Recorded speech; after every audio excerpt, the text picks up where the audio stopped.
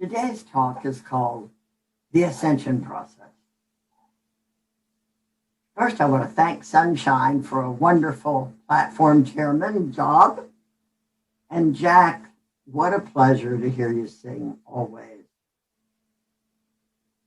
And it's wonderful to see those of you sitting in cars watching this procedure. But this talk, the Ascension Process, is about what we must know to ascend to the next dimension. The key to the Ascension Process is knowledge. We must know the truth. But that is, we must know nothing but the truth, and especially about the real nature of God and man. Why? Because whatever we believe about God decides which world we live in and what we experience. Let's use the modern analogy of a skyscraper. Your knowledge makes the difference between where you live, in the basement or the penthouse.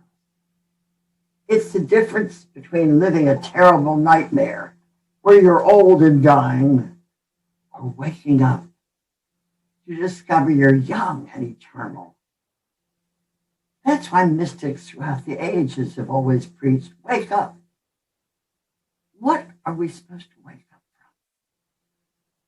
from? False beliefs, from being asleep to the truth, but to wake up to the real, the true, and the beautiful. Now, a lot of people have studied metaphysics for years. Metaphysics is the study of the dimension above the physical world, the mental world. This is the world where thinking is the king. But above the mental is yet a higher world, the spiritual world, which most of us have certainly not yet reached in its fullness. Few people on Earth today realize that evolution is actually an ascension process. It's the journey from the basement to the penthouse. It is a rising of consciousness, of seeing more and more truth as we go up the stairs, reaching higher and higher. It means decoding symbols and finding their real meaning. And one of the first things you have to know is that the Bible, written over 2,000 years ago, was addressed to a humanity that was in its mental infancy. So it had to use stories and symbols so the mental children of Israel would at least get some primitive expression of the actual truth. But it had to be wrapped in symbols until the race was old enough to understand what it really meant. It's kind of like telling children that babies are delivered by storks until they can understand the reality. So whenever the Bible tried to explain anything, it used simple analogies familiar to desert tribes. To explain the ascension process, for example, it used mountaintops always. So the most important experiences Moses and Jesus had all happened on mountaintops, including the transfiguration and the ascension. The writer knew that humanity would eventually grow up mentally and understand what this really meant.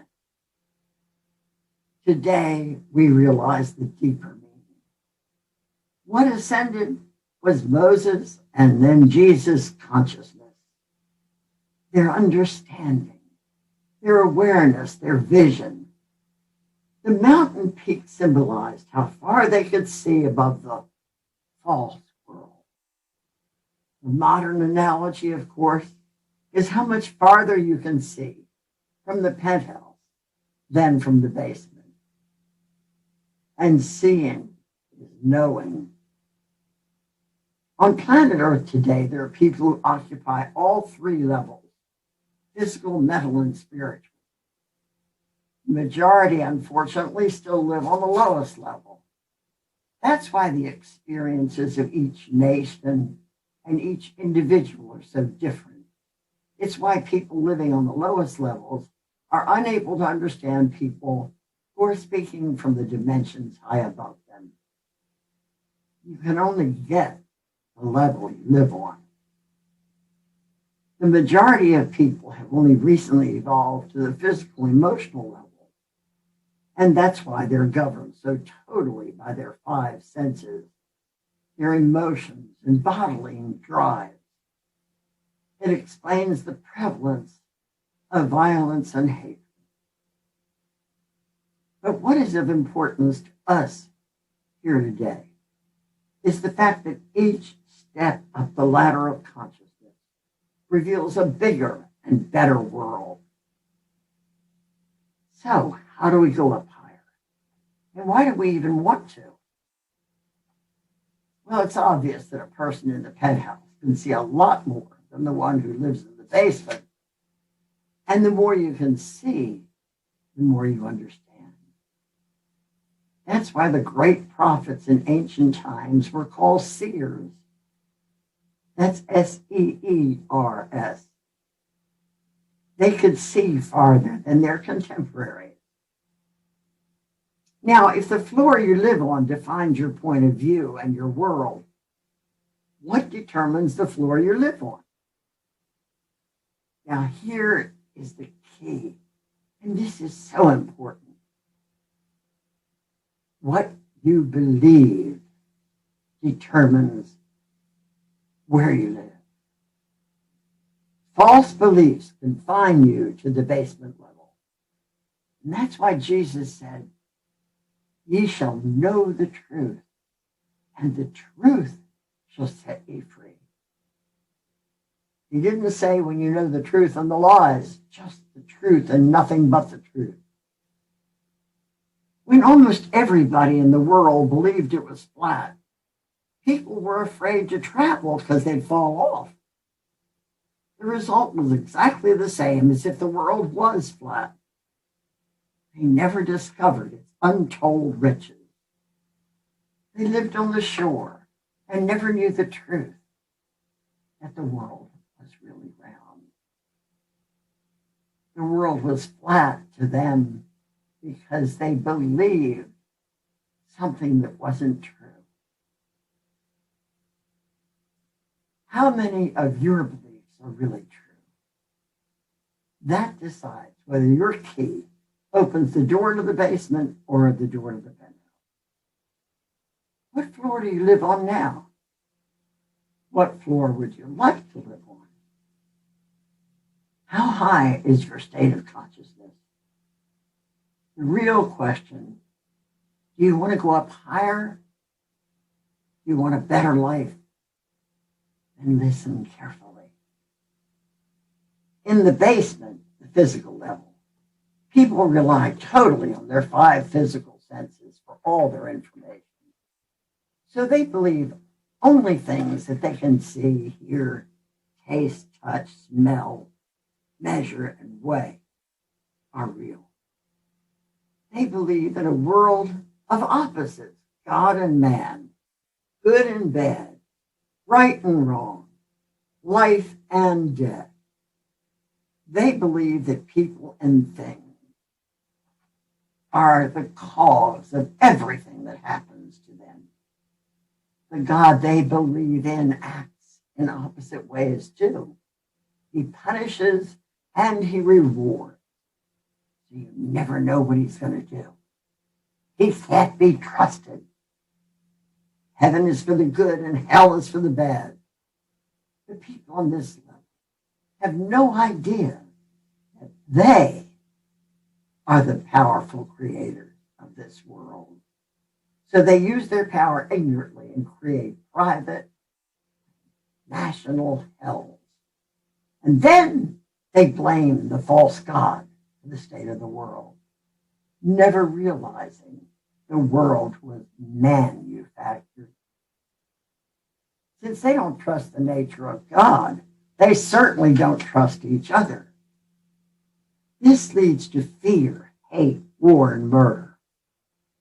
These people believe they're victims, so they are. Their tools are their bodies and their emotions. They earn their living by the sweat of their brow. People on this level pray to God to keep him from punishing them. And since we know that it's done unto you according to your belief, they experience opposite effects, good and bad. The mental world is the dimension above the physical. Now notice the word mental still contains the word men. People who have ascended to this level believe they're only human, and they still rely heavily on the five senses for their beliefs. But this group has begun to think about what their senses are telling them. Some who have climbed to higher floors have even begun to realize that thoughts create their reality. They've discovered that thoughts are things.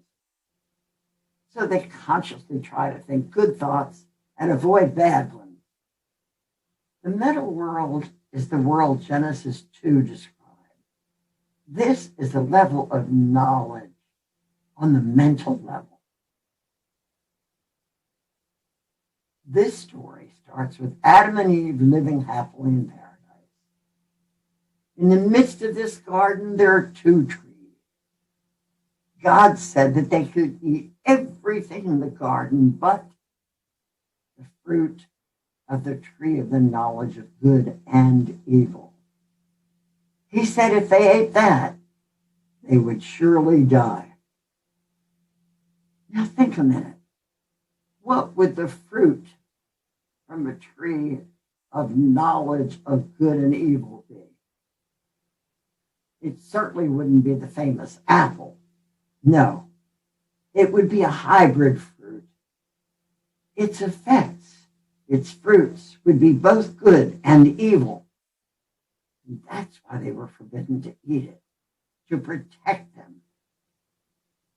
This fruit is still as poisonous now as it was way back then. By having eat the fatal fruit, they showed that anyone who internalizes, believes, swallows both good and evil ideas or beliefs, would externalize or have the fruits or effects of both good and evil. So when Eve swallowed two ideas, she started two effects.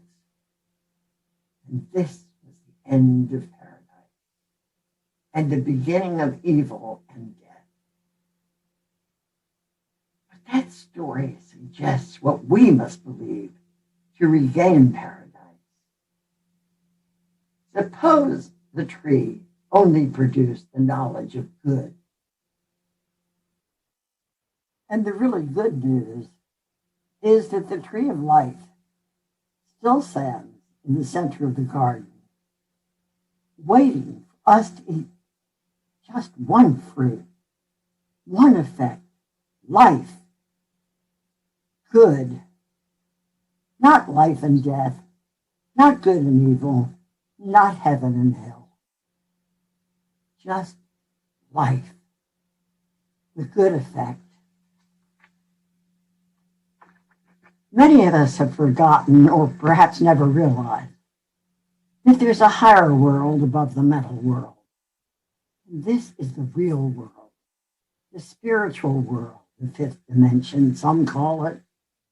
Others called it the kingdom of heaven. Here, one is king.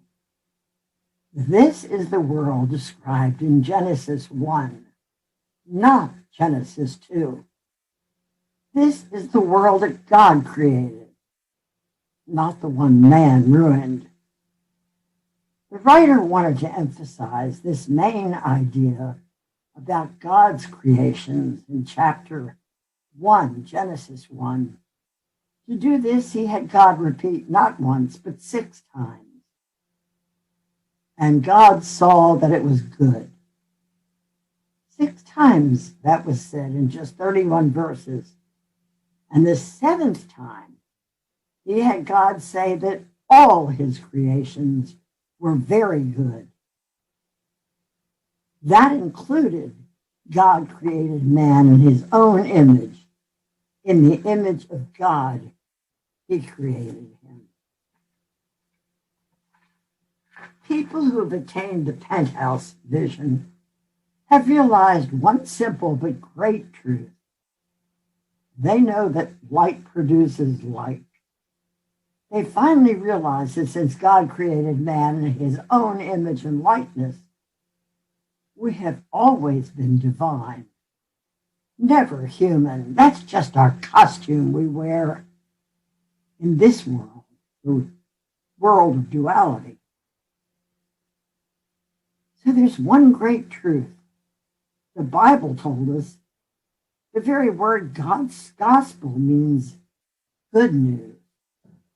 Notice good news, not good and bad news. No world of opposites. Only one world, the true world, the good world. We think how dumb people were to ever believe the world was flat. But someday people will look back on us and they'll wonder how we could have ever been dumb enough to believe the world was good and evil. Jesus showed us the truth. He rose from the dead beliefs that crucify us. And he ascended, showing us the truth. We are the immortal divine Christ. We are not of this world, the world of duality with its good and evil, wars and peace, poverty and wealth. We are the divine creators of the one true world, the world of all good. And just like Jesus, we too will ultimately ascend because each one of us has the same divine nature as he did. This is the world of unity. This is why we affirm in churches around the world there is only one presence and one power in the universe and in my life, God, the good omnipotence. Not 2 powers, 1. How many of us get it? The sooner we know the truth, the sooner the truth will set us free from all this limitation. The expression, it's all good, is the truth. But the world of appearances looks so real.